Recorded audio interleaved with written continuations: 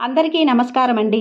జగద్గురు శ్రీకృష్ణ ఛానల్కి స్వాగతం. ఈరోజు కార్తీక మాసపు శుక్రవారం. ఈ శుక్రవారం రోజున పార్వతీదేవి కళ్యాణం పారాయణం చేసిన వారికి, స్త్రీ పురుషుల వివాహం కాని వారికి వివాహము, అన్యోన్య దాంపత్యము, సంతానము లేని వారికి మంచి సంతానము కలుగుతుంది.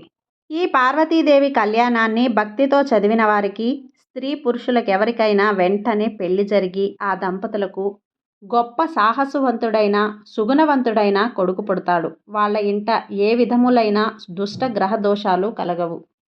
ఇక పార్వతీదేవి కళ్యాణాన్ని భక్తి శ్రద్ధలతో ఆలకించండి.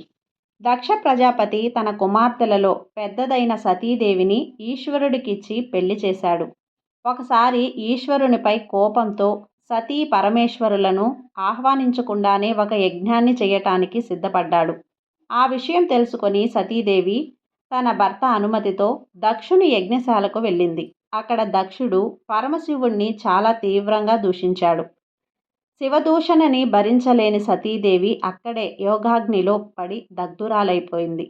దేవభూమి అయిన ఉత్తర దిక్కున దేవస్వరూపుడైన హిమవంతుడనే పర్వతరాజు తూర్పు పశ్చిమ దిక్కులకు ఆవరించి ఉన్నాడు.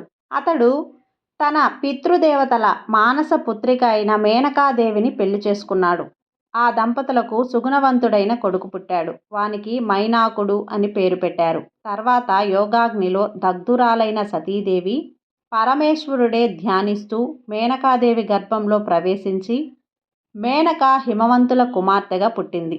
ఆమె గౌరవర్ణంలో ఉండటం చేత ఆమెకు గౌరీ అని పేరు పెట్టారు. పర్వతరాజు పుత్రిక అయినందున ఆమెను జనులందరూ పార్వతి అని పిలిచారు. పార్వతి శుక్లపక్ష చంద్రునిలా దినదిన ప్రవర్ధమానురాలైంది. కాలానుగుణంగా సుగుణంగా ఆమె యవ్వనవతి అయ్యింది. పరమశివుడు సతీదేవి వియోగాన్ని భరించలేక హిమవత్ పర్వత చర్యల్లోనే తీవ్రమైన తపస్సు చేయ ప్రారంభించాడు. ఆ విషయాన్ని తెలుసుకొని వెంటనే హిమవంతుడు పరివారంతో పాటు తన కుమార్తెను వెంట పెట్టుకుని ఈశ్వరుడికి పరిచర్యలు చేయమని స్వయంగా తన కుమార్తె అయిన పార్వతీదేవిని నియమించాడు. పార్వతీదేవి స్వయంగా భక్తితో పువ్వులు, సమిదలు, దర్భలతో ఈశ్వరునకు సమకూర్చి పెడుతూ ఆయన తపస్సుకి భంగం కలగకుండా పరిచర్య చేస్తున్నది. ఇక తారకాసురుడు పెడుతున్న బాధలను భరించలేక దేవతలందరూ కూడా దేవేంద్రునితో కలిసి బ్రహ్మదేవుడి దగ్గరకు వెళ్ళారు. బ్రహ్మ ప్రత్యక్షమై దీనంగా ఉన్న వాళ్ళను చూశాడు. అప్పుడు దేవతలందరూ కూడా బ్రహ్మను గొప్పగా స్తుతించారు.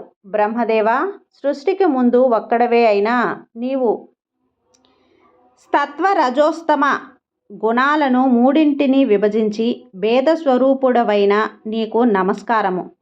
నీవు జలమునందు ఉంచిన వీర్యము వలన చరాచరాత్మకమైన విశ్వము ఆవిర్భవించింది. అందుచేతనే నిన్ను ప్రపంచానికి కారకుడవని చెప్తున్నారు. నీవే బ్రహ్మ, విష్ణు, మహేశ్వరులను సృష్టించి సృష్టి, స్థితి, సంహారములకు కారణమయ్యావు. స్త్రీ పురుషులను సృష్టించాలనే కోరికతో నీ దేహ భాగాలే తల్లిదండ్రులని చెప్తున్నారు. బ్రహ్మదేవా, నిన్ను నీవే సృష్టించుకున్నావు. నిన్ను నీవే తెలుసుకుంటున్నావు. నీలో నీవే లయమవుతున్నావు. ఇతరులు అపేక్ష నీకు కొంచెం కూడా లేదు. నీకు ద్రవస్వరూపుడవు, కఠిన స్వరూపుడవు. స్థూలము, సూక్ష్మము, కార్యము, కారణము, అణువుల్లో అణువుగా, మహత్తులకు మహత్తుగా ఉంటున్నావు. ముందుగా ఓంకారాన్ని కలిగి యజ్ఞము పనిగా స్వర్గము ఫలితంగా కలిగిన వేదాలకు నీవే కారణుడవు. భోగ మోక్షాల రూపమైన నిన్ను ప్రకృతికి సాక్షివైన పరమాత్మవు అని చెప్తున్నారు. నీవు పితృదేవతలకే తండ్రివి, దేవతలకు దేవుడవు. పరమున కంటే పరమనైన వాడివి. నీవే హవ్యము, నీవే హోతవు, నీవే యజమానివి. భోజ్యము, భోక్త, భుజింపజేసేవాడవు నీవే. నీకంటే రెండవది లేదు. ఈ విధమైన దేవతల యథార్థ స్తోత్రానికి సంతోషించిన బ్రహ్మ దేవతలను అనుగ్రహించి పరాపశ్యంతి, మధ్యమ, వైఖరి అనే 4 విధాలైన భాష 4 ముఖాల నుంచి వెలువడింది. దేవతల యోగక్షేమాలను అడిగాడు. వాళ్ళ ముఖాలు కాంతి విహీనములై అలా ఉండటానికి కారణాన్ని అడిగాడు. తారకాసురుని వలన తాము పడుతున్న బాధలను వివరించి వాణ్ణి సంహరించమని దేవతలందరూ ప్రార్థించారు. అప్పుడు బ్రహ్మ చెప్పాడు, మీ కోరిక నెరవేరుతుంది. కానీ నేను వాణ్ణి సంహరించలేను. వాణ్ణి నేనే వృద్ధి పొందించాను. విషవృక్షానికైనా తానే పెంచి తానే నరుకుట తగినది కాదు కదా. వాణ్ణి చంపడానికి ఈశ్వర తేజస్సు నుంచి పుట్టినవాడే సమర్థుడవుతాడు, కానీ మరెవ్వరికీ కూడా సాధ్యం కాదు. ఈశ్వరుణ్ణి రేతపస్సును పార్వతి మాత్రమే భరించగలదు. అందువలన ఇనుము అయస్కాంతము చేత ఆకర్షింపబడినట్లుగా శివుడకు పరిచర్యలు చేస్తున్న పార్వతీ మనస్సును పరమేశ్వరుడు ఆకర్షించేటట్లుగా ప్రయత్నించండి. ఆ పార్వతీ పరమేశ్వరుల కుమారుడు మీకు సేనాని అవుతాడు. ఈ విధంగా చెప్పి బ్రహ్మ అంతర్ధానం చెందాడు. దేవతలు కూడా కార్యాన్ని చెక్కబట్టడానికి దేవలోకానికి వెళ్ళిపోయారు. అప్పుడు దేవేంద్రుడు పరమేశ్వరుని మనస్సును చెలింపచేయగలిగే శక్తి మన్మధుడుకు మాత్రమే ఉందని నిశ్చయించుకొని మనసులో తలుచుకున్నాడు ఈ మాటని. వెంటనే మన్మధుడు స్త్రీల కనుబొమ్మల వంటి అందమైన ధనస్సుని భుజంపై ధరించి లేత మామిడి మొగ్గను బాణంగా పట్టుకొని వసంతునితో కలిసి ఇంద్రుని ఎదుటకు వచ్చాడు. దేవేంద్రుడు మన్మధుడిని చాలా గౌరవించి తన సింహాసనంపై కూర్చోబెట్టుకొని, మిత్రమా, నాకు వజ్రాయుధము నీవే. 2 అస్త్రములు వజ్రాయుధము తపశ్శాలుర విషయంలో మందమైనవి. నీవనే అస్త్రము సర్వకార్యలోకాలలోనూ సమర్థమైనది, కార్యసాధనమైనది. నీకు నీ బలం నాకు తెలుసు. కావున నీతో సమానుడవైన నిన్ను దేవ కార్య సాధనకై వినియోగిస్తున్నాను. తపస్సులో నిమగ్నుడై అలా ఉన్న పరమేశ్వరుణ్ణి పార్వతీదేవి సేవిస్తూ ఉన్నది. దేవతలను మిక్కిలిగా బాధించే తారకాసురుణ్ణి చంపగల శక్తి ఈశ్వర రేచ్ఛ నుంచి పుట్టిన వానికే ఉన్నది. అందువలన ఈశ్వరుని మనసు పార్వతీదేవి ఆకర్షించినట్లుగా నీ బాణాన్ని ప్రయోగించు. ఈ పనిలో నీకు వసంతుడు సహాయపడతాడు.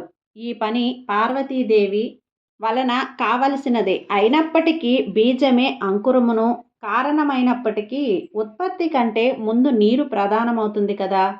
నీవీ పనికి ప్రధానుడవు. నీ బాణ ప్రయోగం లేకుండా పరమశివునకు పార్వతిని చూడాలనే ఆసక్తి కలగదు. దీనివలన నీకు కలిగే కీర్తిని గురించి నేను చెప్పనక్కర్లేదు. ఎందుకంటే యాచించేవాళ్ళు దేవతలు, పని 3 లోకాల వాళ్ళది. పని నీ బాణం చేత మాత్రమే సిద్ధిస్తుంది. నీ పరాక్రమం విచిత్రమైనది. ఈ విధములైన దేవేంద్రుణ్ణి ఆజ్ఞాపూర్వకములైన మాటలను విని మన్మధుడు తన భార్య అయిన రతీదేవి, స్నేహితుడు అయిన వసంతుడితో కలిసి శివుడి తపోభూమికి వెళ్ళాడు. వసంతుకుడు పార్వతీ సంతానమును ఫలింపజేశాడు. అయినప్పటికీ నందీశ్వరుణ్ణి ఆజ్ఞ వలన అడవి నిశ్చలమైపోయింది. దేవదారు చెట్టు మొదట అరుగుపై పులితోలు పరుచుకొని సమాధిలో కూర్చున్న మహేశ్వరుణ్ణి మన్మధుడు చూశాడు. ఆ ఈశ్వరుడు వీరాసనంలో ధ్యానం చేస్తున్నాడు. పాములతో జడలను పైకెత్తి కట్టుకుంటున్నాడు. జపమాలను చేతిలో ధరించాడు. ప్రాణాయామం చేస్తూ ఉన్నాడు. అంతలో వనదేవతలైన చెలికత్తెలతో పువ్వులు మొదలైన వాటిని పట్టుకొని వస్తున్న పార్వతి మన్మధుడు చూశాడు. పార్వతీదేవిని పరమేశ్వరుణ్ణి దగ్గరకు వచ్చింది. అదే సమయంలో ఈశ్వరుడు తన తేజస్సును సాక్షాత్కరింపజేసుకొని యోగాన్ని విడిచిపెట్టాడు. నంది శివునకు నమస్కరించి సేవాభావంతో పార్వతీ వచ్చిన విషయాన్ని చెప్పాడు. పార్వతీదేవి చెలికత్తెలు తాము తెచ్చిన పువ్వులను శివుని పాదాల దగ్గర పెట్టారు. పార్వతీదేవి కూడా తన జడలో ధరించిన పువ్వులు జారునట్లుగా వంగి నమస్కరించింది. అప్పుడు శివుడు ఆమెను సవతిపోరు లేని ప్రియుని భర్తగా పొందమని ఆశీర్వదించాడు. మన్మధుడు వాళ్ళిద్దరినీ దగ్గరగా చూశాడు. తాన పూల బాణాన్ని ప్రయోగించడానికి తగిన సమయమని నిశ్చయించుకొని తన వింటి నారిని సంధించాడు. పార్వతీదేవి తామర పూల తావలాన్ని శివునికి చేతికందించి ఆ దండని అందుకోవడానికి శివుడు తీసుకోవటానికి సిద్ధపడ్డాడు. మన్మధుడు బాణాన్ని వింటికి సంధించాడు. అతడు బాణాన్ని ప్రయోగించే లోపలనే శివునిలో కొంచెం ధైర్యం తగ్గి తన 3 కళ్ళతోనూ ఎర్రని పెదవి గల పార్వతీ ముఖాన్ని చూశాడు. పార్వతీదేవి కూడా ఒళ్ళంతా పులకరించగా సిగ్గుతో ముఖాన్ని అడ్డంగా తిప్పుకున్నది. అంతలో జితేంద్రుడైన శివుడు తన మనసు చెలింపజేయడానికి కారణమేమిటా అని నలువైపులా చూశాడు. అప్పుడు ఎడమ కాలిని వంచి బాణాన్ని ప్రయోగించడానికి సిద్ధంగా ఉన్న మన్మధుణ్ణి చూశాడు. వెంటనే శివుని మూడవ కంటి నుంచి అగ్నిజ్వాలలు బయటకు వచ్చాయి. ఆ జ్వాలలు దేవతలు వారించే లోపులోనే మన్మధుణ్ణి దహించేశాయి. తన భర్త కాలిపోవడాన్ని చూసి రతీదేవి మూర్ఛపోయింది. తన తపస్సునకు అడ్డుపడిన పార్వతి నుంచి దూరంగా వెళ్ళిపోవాలని ప్రమదగణాలతో పాటు అంతర్ధానం చెందాడు. పార్వతి తనకు చెలికత్తెల ఎదుట అవమానం జరిగిందని భావించి తన తండ్రి ఇంటికి వెళ్ళిపోయింది.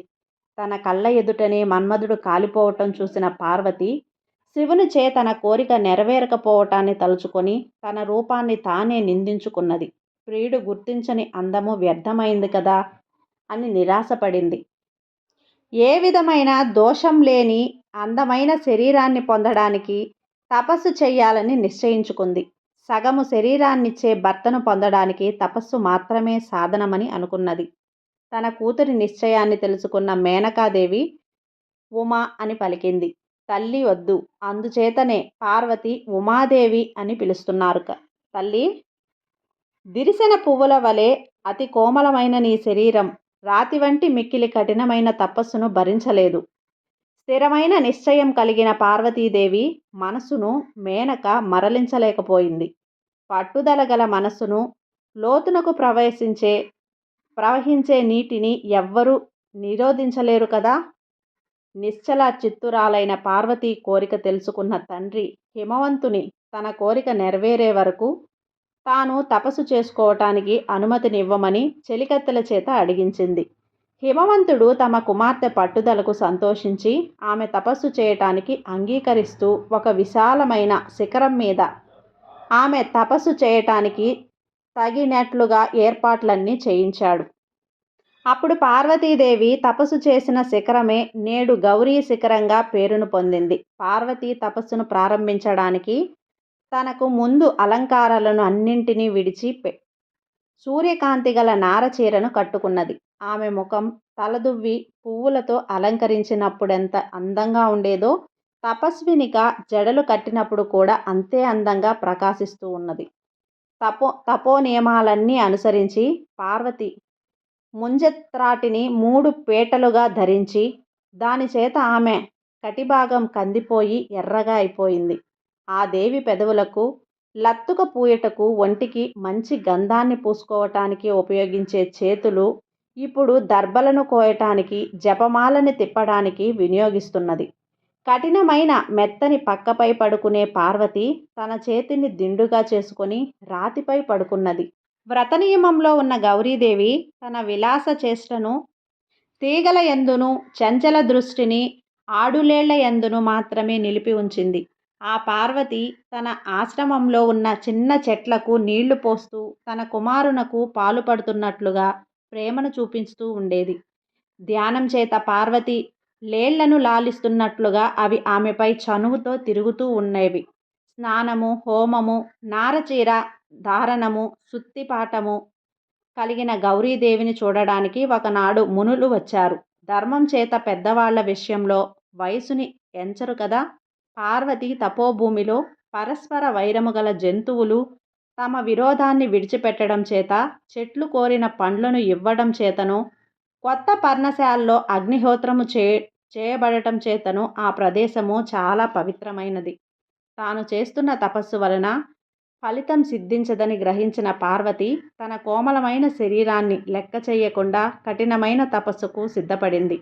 ఆ దేవి గ్రీష్మకాలంలో 4 దిక్కులలోనూ ఉన్న అగ్నులతో పాటుగా 5వ అగ్నిగా సూర్యుని తేజస్సు చేత వెలుగుతూ పంచాగ్ని తపస్సు చేసింది. ఆ విధంగా తపించబడిన పార్వతి అయాచితంగా లభించిన నీళ్లను, చంద్రకిరణాలను మాత్రమే ఆహారంగా స్వీకరిస్తూ తపస్సు చేసింది. పంచాగ్ని మధ్యలో తపించిన ఆమె శరీరంపై తొలకరి జల్లులు పడడం చేత కొంత ఉపశమనం కలిగింది. మొదటి వర్షపు నీటి బిందువులు ముందుగా ఆమె కనురెప్పలపై పడి పెదవి మీదకు జారి క్రమంగా నాభిలోకి ప్రవేశించింది. క్రమంగా జారి జడివాన కురిసినప్పుడల్లా పార్వతి రాతి మీద పడుకోగా ఆమె తపస్సునకు సాక్ష్యముల వలె మెరుపులు మెరిశాయి. పుష్యమాస రాత్రులలో మంచు పడుతూ ఉండగా చల్లని నీటితో నిలిచి చక్రవాక పక్షులను చూస్తూ ఉన్నది. లోకంలో ఎండిపోయి రాలిన ఆకులను తినుట గొప్ప తపస్సు అని చెబుతారు. కానీ ఆ పార్వతి అలా ఎండి రాలిన ఆకులను కూడా తినకుండా తపస్సు చేయటం వలన ఆమెను పురాణము తెలిసిన వాళ్ళు అపర్ణ అని పిలిచారు. తామర తూడువలే మృదువైన ఆమె శరీరము ఈ విధంగా ఎండకు ఎండి, వానలో తడిసి, చలికి వణికి మహామునుల తపస్సులను అతిక్రమించింది. ఒకనాడు నల్లలేడి చర్మమును, మోదుగ దండాన్ని ధరించి, నేర్పుతో మాట్లాడగలిగి, బ్రహ్మ తేజస్సు చేత ప్రకాశిస్తూ మూర్తీభవించిన బ్రహ్మచర్య శ్రమం వలె ఉన్న ఒక బ్రహ్మచారి పార్వతీదేవి తపోవనానికి వచ్చాడు. పార్వతీదేవి ఆయనకు ఎదురు వెళ్ళి గౌరవంగా సపర్యలను చేసి ఆశ్రమానికి తీసుకుని వచ్చింది. చిత్తస్థైర్యము గలవాళ్ళు సమానులైనప్పటికీ ఇతరులపై అధికమైన గౌరవాన్ని చూపిస్తారు. విధిపూర్వకంగా పార్వతీదేవి చేసిన పూజా సత్కారాలను పొంది కొంతసేపు మార్గాశయము తీర్చుకోవలెనని నటించి ఉమాదేవిని ఏ విధమైన మనోవికారము లేకుండా చూస్తూ క్రమపద్ధతిలో మాట్లాడడానికి పూనుకున్నాడు. హోమాది కర్మలకు సమిధులు, దర్భలు కష్టపడకుండా దొరుకుతున్నాయా? ఇక్కడి నీళ్లు నీకు స్నానానికి యోగ్యమైనలై ఉన్నాయా? నీ శక్తిని అనుసరించే తపస్సు చేస్తున్నావు కదా. ఎందుకంటే ధర్మ సాధనలలో శరీరమే మొదటిది కదా. నీవు నీళ్లు పోసి పెంచుతున్న ఈ తీగల చిగుళ్ళు బాగా పెరుగుతున్నాయా? నీ చంచలములైన చూపుల చేత లేళ్ళు తమ జాతి దానవే అనే భ్రమతో నీవు చుట్టూ తిరుగుతూ నీ చేతిలో ఉన్న దర్భలను లాగినప్పుడు నీకు వాటిపై కోపం కలగటం లేదు కదా. ఎందుకంటే తపస్సు చేసే వాళ్లకు కోపం కలగకూడదు. పార్వతి, అందము పాపకార్యాన్ని చెయ్యనివ్వదు అనే మాట నీ యందు సత్యమై ఉన్నది. అందుచేతనే మునులందరూ నిన్ను అనుసరిస్తున్నారు. నీ తండ్రి అయిన హిమవంతుడు నిన్ను కుమార్తెగా పొందటం వలన పవిత్రుడైనట్లుగా మరి ఇతరములైన వారి చేత పవిత్రుడు కావటం లేదు. నీవు త్రివర్గాలలో ధర్మాన్ని మాత్రమే అనుసరించటం వలన నేను ధర్మమే త్రివర్గాలలో గొప్పదని తెలుసుకున్నాను. 7 మాటల చేత స్నేహం ఏర్పడుతుందని విద్వాంసులు చెబుతున్నారు. కావున సుందరి, నన్ను పరాయివాణ్ణిగా భావించకు. బ్రాహ్మణునకు సహజమైన స్వభావం చేతను నీతో ఏర్పడిన స్నేహము చేతను గొప్ప సహన గుణం గల నిన్ను ఒకటి అడగాలనుకుంటున్నాను. రహస్యము కానిదైతే సమాధానం చెప్పు. మొదటి బ్రహ్మ అయిన హిరణ్య గర్భుని వంశంలో పుట్టిన దానవు. 3 లోకాల సౌందర్యము రాశిగా పోసి సృష్టింపబడిన అందగత్తెవు. ఐశ్వర్య సుఖం కోసం నీవు వెనక్కి తగ్గలేదు. కొత్త యవ్వన వయసులో ఉన్న దానవు. ఇంతకంటే తపస్సుకి ఫలితమేమిటో చెప్పు. సాధారణంగా స్త్రీలు భరించలేని అవమానాన్ని పొందినప్పటికీ విధమైన తపశ్చర్యకి పూనుకుంటారు. అటువంటిది నీకు ఎన్నడూ జరగదు. ఎందుకంటే ఇతరులకెవ్వరికీ లభించని విచారము లేని రూప సౌందర్యము కలదానవు. నీ తల్లిదండ్రుల వలన నీకెటువంటి అవమానము కలగదు. ఇక నీకు ఇతరుల వలన ఏ విధంగా అవమానము జరగదు. పాము పడగపై ఉన్న మణిని పొందటానికి ఎవరూ సాహసించరు కదా. యవ్వనంలో ధరించవలసిన ఆభరణాలను విడిచిపెట్టి ముసలితనంలో ధరింపవలసిన నారబట్టలను ఎందుకు ధరించావో చెప్పు. చంద్రుడు నక్షత్రుడితో రాత్రి సమయంలో సూర్యోదయానికి అర్హతమవుతుందేమో చెప్పు. స్వర్గాన్ని కోరి తపస్సు చేస్తున్న దానివైతే నీ శ్రమ వ్యర్థమే. ఎందుకంటే నీ తండ్రి నివాస భూమిలే దేవతా విహార స్థలాలు. లేదా వరుని గురించి తపస్సు చేస్తున్న దానివైతే ఇక తపస్సు చాలించు. రత్నాన్ని ధరించే వాళ్లే వెతుక్కుంటూ వస్తారు. కానీ రత్నం తనను ధరించే వాళ్ల కోసం వెతకదు కదా.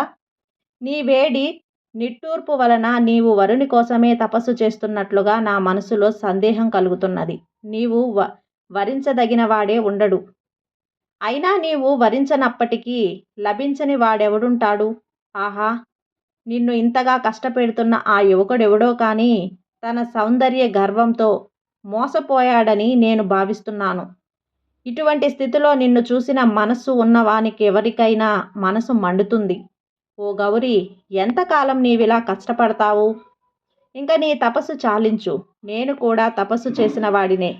కావాలంటే నా తపస్సులో సగభాగాన్ని నీకు ఇస్తాను. దాని వలన నీవు కోరిన ప్రియుణ్ణి పొందవచ్చు. అతడెవడో నాకు చెప్పు. అని ఈ విధంగా బ్రహ్మచారి అయిన బ్రాహ్మణుడు అడగ్గా సిగ్గుతో తాను చెప్పలేక పక్కనున్న తన చెలికత్తె వైపు క్రీకంటితో సైగ చేసింది.